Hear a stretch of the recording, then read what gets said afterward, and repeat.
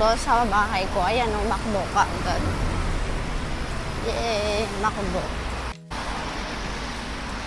Hindi ko lang alam kung bukas, pero may ilaw. Bukas siya.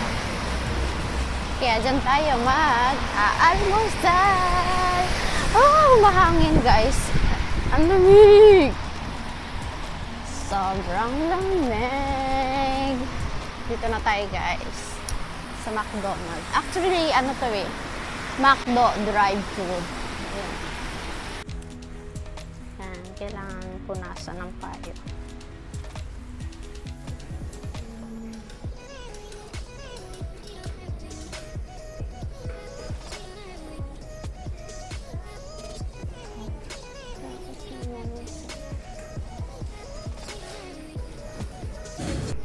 So, naka-order na tayo ng pagkain natin sa McDonald's.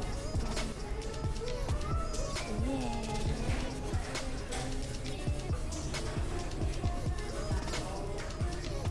So, breakfast tayo.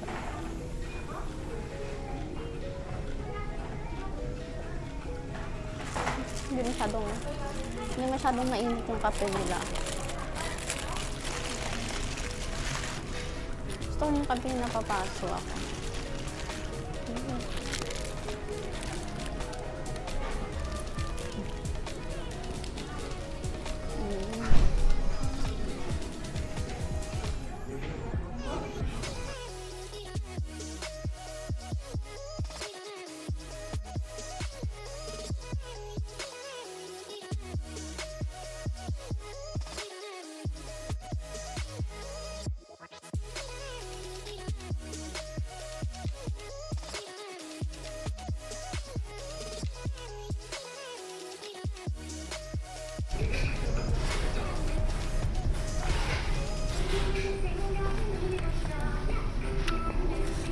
Hindi kasi mainit yung kape.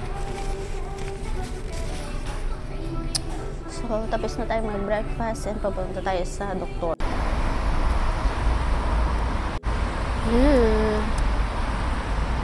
Guys, tayo ay nakapag-breakfast na sa McDonald's. Ayan o, McDo. Actually, kahit kapitbahay ko lang yung McDo. Hindi ako palaging kumakain dyan. Siguro twice pa lang ngayon. Pero ilang buwan na ako dito sa nakatira. Pero ngayon pa lang ulit ako kumain dyan. Kasi hindi naman talaga ako fast food friendly. So, ngayon lang talaga kasi wala akong time magluto. Tapos parang nagkikrave ako sa yung nila, burritos. So, namimiss ko yung burrito. Pero wala akong mabilisang order na pwedeng kainan. Yan lang yung malapit. So, dyan ako kumain ng burrito. So, guys, ngayon naman ay papunta na tayo sa ospital kung saan kumukuha ako ng maintenance ko. Pero sabi niya, last nakuha ko ng maintenance, meron daw akong blood test today. And then, sasabihin ko na rin sa kanya na medyo nagno-normal na ako. So, kung pwede nilang babaan yung dosage ng binibigay sa akin ng gamot.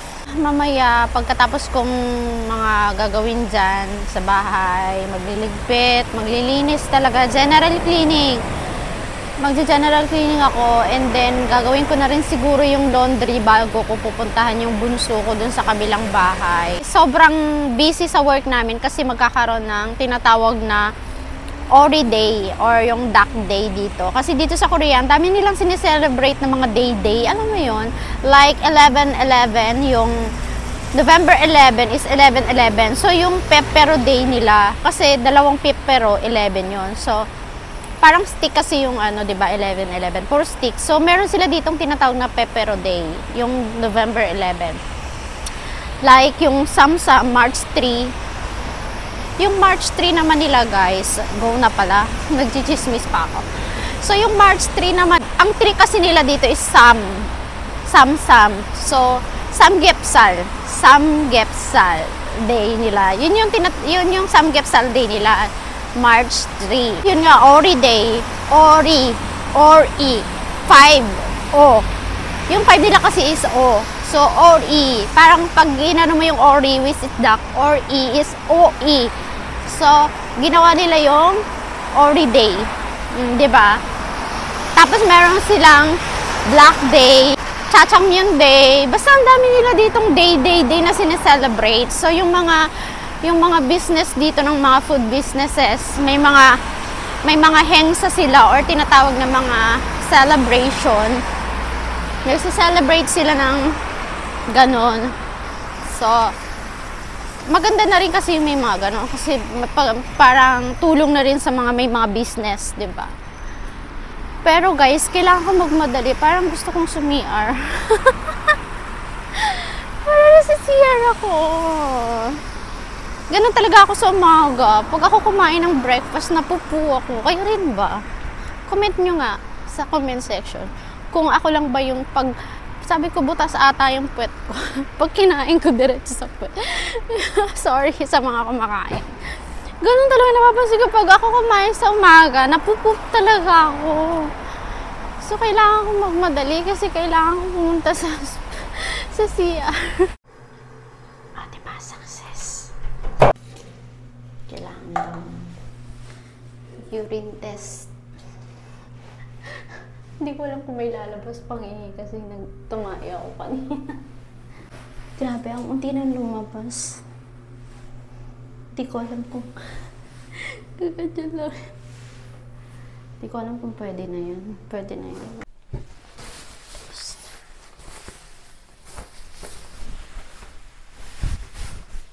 Tapos na check up natin, guys. X-ray, ECG. Yan. 네. 네.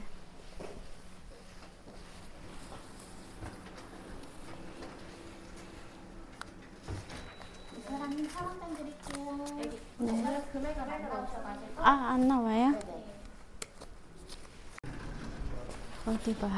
Wala akong binayaran.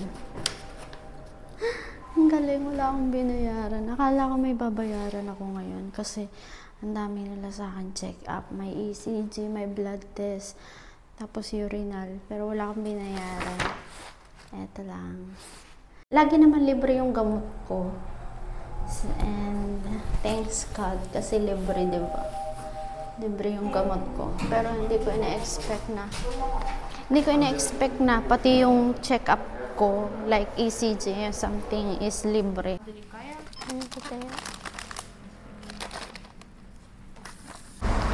So guys, bumili ako ng Bacchus na jelly. Sarap kasi to eh.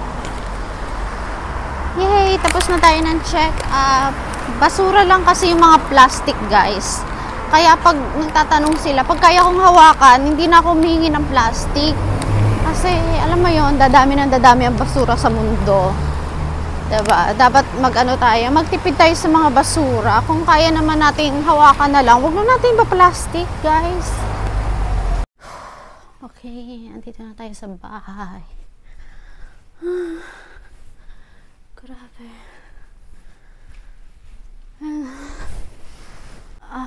Pagod. Tingnan naman ang kalat ng bahay ko. Sobrang daming kalat. Tayo mag-liligpit.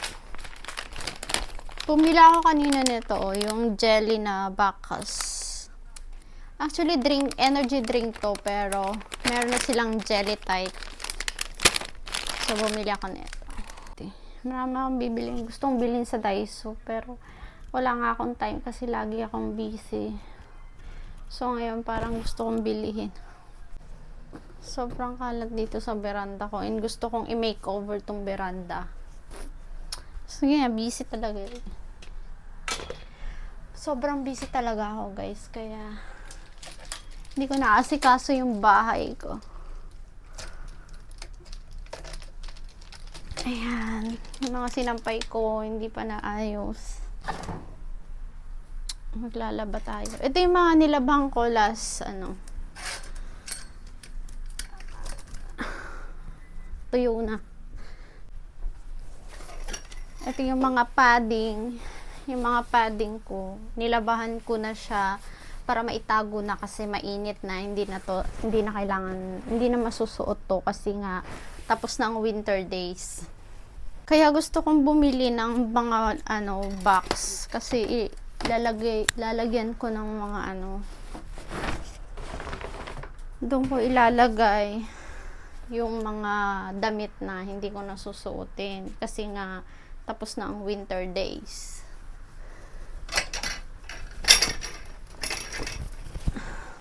O, diba? Yun yung mahirap sa Korea, guys, kasi may alam mo yun, 4 seasons. 4 seasons siya. So, yung damit, papalit-palit. Iba yung damit ng winter, iba yung summer, iba yung fall season. Kaya, ayun, guys. Ang daming damit na kailangan papalit-palit ng temperature. Meron nga pala akong problema, guys. Ayan may nakasingit na coins. Gagamitan ko ng gunting. Baka masipit ko. Wala akong plies.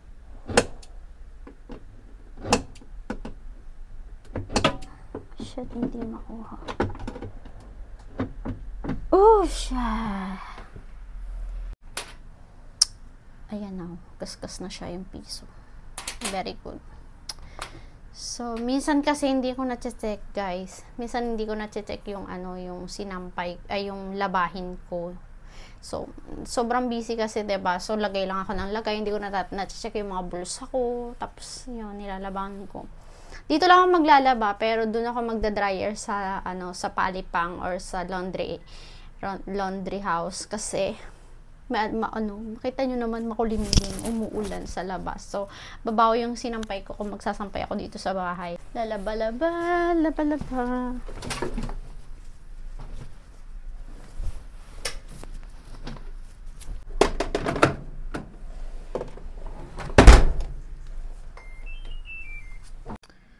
So, guys, magla-lunch tayo. Tapos ko lang magligpit ng aking table. Diba? Medyo nagmukha na siyang organized. Tapos, hindi pa ako tapos magtiklop ng mga damit kasi mamaya pupunta ako sa Daiso kasi bibili ako ng organized. Parang bibili ako ng mga box for storage. Kami na ng mga damit na hindi na ayos. So, kailangan natin pumunta ng Daiso mamaya. So, guys, ito ang ating lunch salad. Tapos, shrimp, fillet. And then, I have Coke. Magchichi tayo ng Coke today. Kain tayo, guys. Shrimp. Yummy.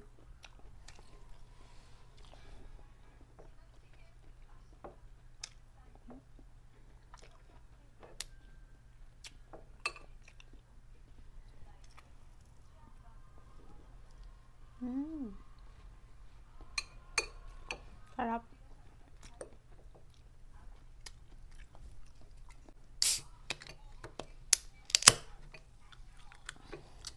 Minsan nagko-coke ako. Pag kumakain ako ng heavy.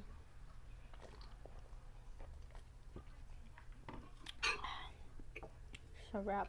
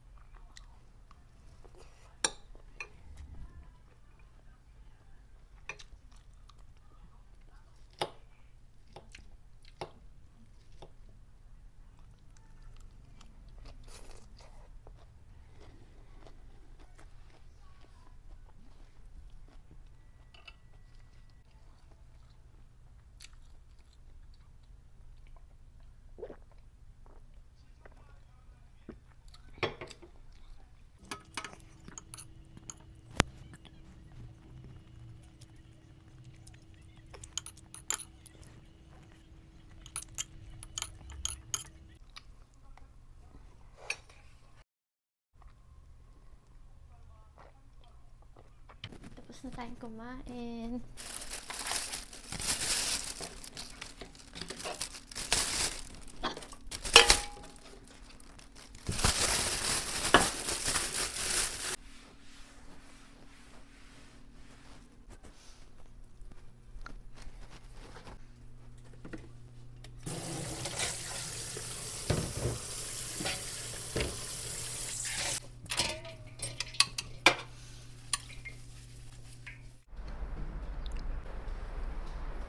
Punta kami ng Daiso. So, ayan guys. Nagaling na ako dyan sa Daiso at nakapamili na rin ako. Kaso, nawala yung audio ko dyan. Salita ako ng salita. Wala yung audio ko kasi inilagay ko sa bulsa ko yung aking cellphone. Tapos, disconnect yung microphone ko. Connector yung receiver. So, nawalan ako ng audio dyan. Pero nasa Daiso ko niyan and bumibili kami ng mga kailangan ko sa bahay and pati na rin yung mga kailangan ng anak ko. Ayan guys, daldal ako ng daldal pa rin dyan pero wala nga akong audio, diba? Sinasabi ko dyan kanina is, ayan, namimili ako dito at naghihintay ako sa anak ko. Ayan, diba? Nakakatawa lang ako kasi daldal ako ng daldal habang hinihintay ko anak ko. So, dyan lang, hintay-hintay lang ako doon sa anak ko. Tapos, tingin-tingin na rin ng mga kung ano mabibili dito sa Artbox. Tapos, nagtitingin ko kung ano makikita ko sa Olive Young. Kasi, nasa tapat lang yan yung Olive Young. Kanina, sabi ko, tinuturo ko yung Olive Young dyan. Kasi sabi ko, dadaan kami. Pero, hindi na kami dumaan dyan kasi nga wala ng oras. At malilate na yung anak ko bumalik sa kanyang dormitory. Kaya, dyan lang kami namili sa Daiso. At ayun nga, nakarating na kami sa bahay. And nagbubulat-lat na ako ng mga binili ko dyan. Yung mga, bumili ako ng mga lagayan ng mga gamit, yung mga damit. Kasi nga, ikikip ko na yung mga pang winter ko ng mga damit. So, kailangan ko ng mga lagayan. Ang cute na itong lagayan na to kasi pag hindi mo na siya kailangan, pwede mo maitupi at maitago sa ibang lagayan. Dinner time. Kain tayo. With soup. Dito nga pala yung aking pretty baby. Alam mo yung mga anak namin, pag nagkukwentuhan kami ng mga friend ko na Pilipina, pare-pare kami ng problema. Yung mga anak namin ayaw ng exposure, ayaw nilang ma-expose, ayaw nilang makita kahit pa picture lang. Sobrang kunti ng picture namin, butin pa mo ng mga lilit pa sila, lagi kami nagpa-picture. Pero ngayon, pwede ka nila i-demanda pag in-expose mo yung picture nila nang walang paalam. Bakit ka?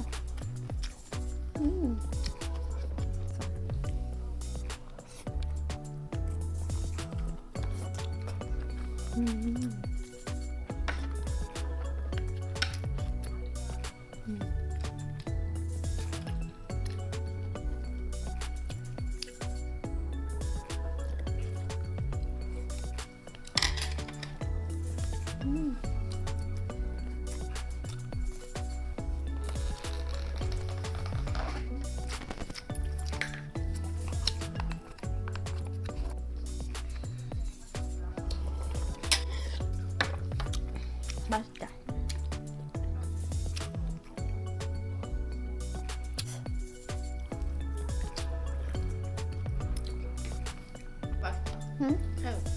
So,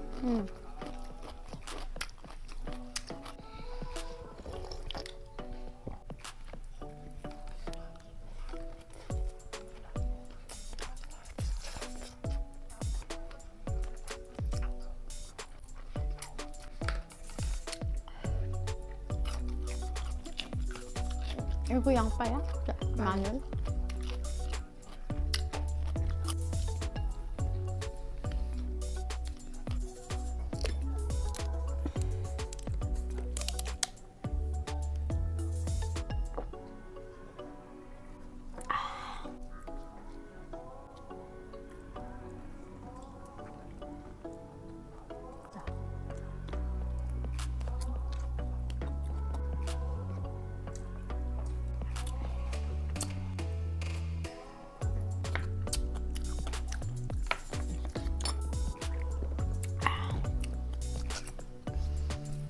Busog. And that's it for today's vlog. Sa mga hindi pa nakasubscribe syempre sa akin channel, please do subscribe to Chappy TV and hit the notification bell para ma-notify kayo pag mababago akong video. So that's it for today's vlog. Bye!